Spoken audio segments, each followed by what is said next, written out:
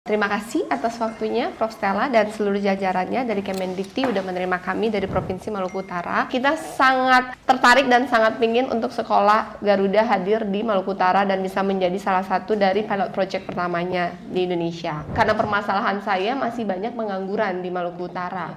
Tetapi kemudian pengangguran ini tidak memenuhi kriteria yang dibutuhkan oleh industri.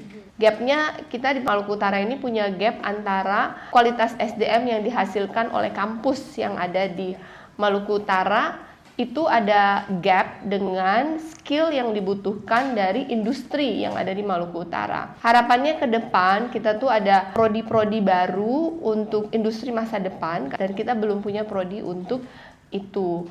Mengharapkan bantuan dari Kemendikti untuk bisa membantu universitas negeri yang ada di Maluku Utara untuk bisa bertransformasi menghasilkan prodi-prodi baru yang akan menghasilkan SDM dalam 4-5 tahun ke depan yang langsung siap dipakai dan memang dibutuhkan di industri yang ada di Maluku Utara. Satu yang kita tahu dari data dan fakta, sangatlah menentukan kualitas SDM kita itu pengajarnya, dosennya. Kalau kita boleh jujur melihat tantangan, itu masih banyak dosen-dosen kita yang belum optimal untuk mengajarkan ilmu-ilmu yang sebenarnya dibutuhkan oleh industri, kemampuan-kemampuan yang dibutuhkan oleh industri. Dan ini bukan saja kemampuan yang sifatnya skill yang sementara, tetapi ini industri juga akan terus berkembang. Pembukaan program studi di luar kampus utama yang ada kaitannya dengan industri itu yang mapan, misalnya contoh di UI dan sebagainya begitu untuk ilmu metalurgi, ilmu logam dan seterusnya untuk PSDKU-nya mereka di Unhair. Nanti kita lihat apakah masih ada lahan dan seterusnya atau yang memang lahan idle dari Unhair. Saat ini ada 3-4 bangunan cukup besar milik Unhair di atas lahan 20 hektar di ibu kota Sofifi yang belum dipakai. Jadi universitas yang ada di Indonesia bekerja sama dengan Universitas Unhair membuka perpanjangan prodi PSDKU dari mereka yang kirim ke Unhair. Thank you so much. Okay, bye-bye. Halo teman-teman, berjumpa bersama saya di Danker 94.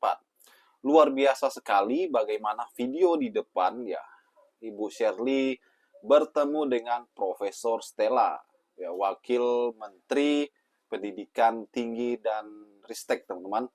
Ini sangat luar biasa.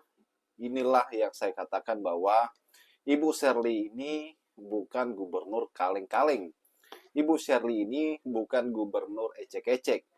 Ibu Shirley ini adalah gubernur sekelas Kang Deddy Mulyadi, sekelas Pramono Anung, ya.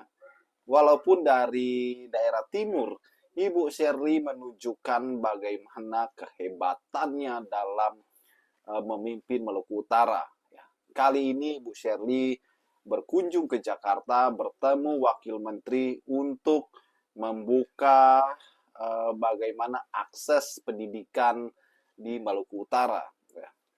Ibu Shirley kita kenal ya sosok pemimpin yang santai, ya, namun pekerja keras, teman-teman.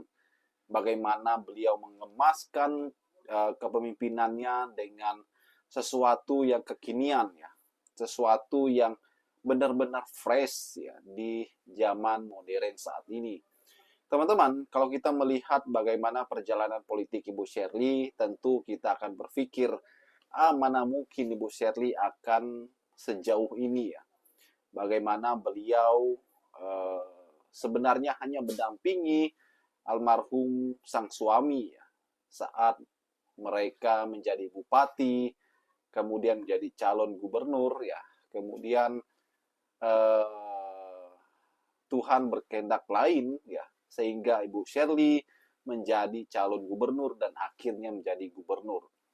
Dan ya banyak yang demo pada saat itu, banyak yang tidak puas dengan hasil pilkada kala itu, teman-teman ya, tidak menyurutkan semangat Ibu Shirley untuk membangun Maluku Utara menjadi lebih baik. Inilah yang saya katakan bahwa Ibu Shirley ini bukan gubernur kaleng-kaleng, teman-teman. Beliau ini terlihat profesional, terlihat sangat mahir dalam memainkan kepemimpinannya yang luar biasa. Ya. Dan Ibu Shirley kita kenal juga sebagai gubernur yang kaya, teman-teman. Bagaimana beliau melaporkan kekayaannya itu ya hampir 700 miliar lebih ya.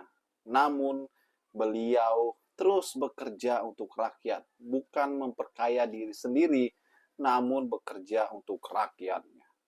Dan saya rasa bahwa masyarakat pasti puas dengan kinerja dan gebrakan-gebrakan Ibu Shirley di Maluku Utara. Bagaimana menurut kalian?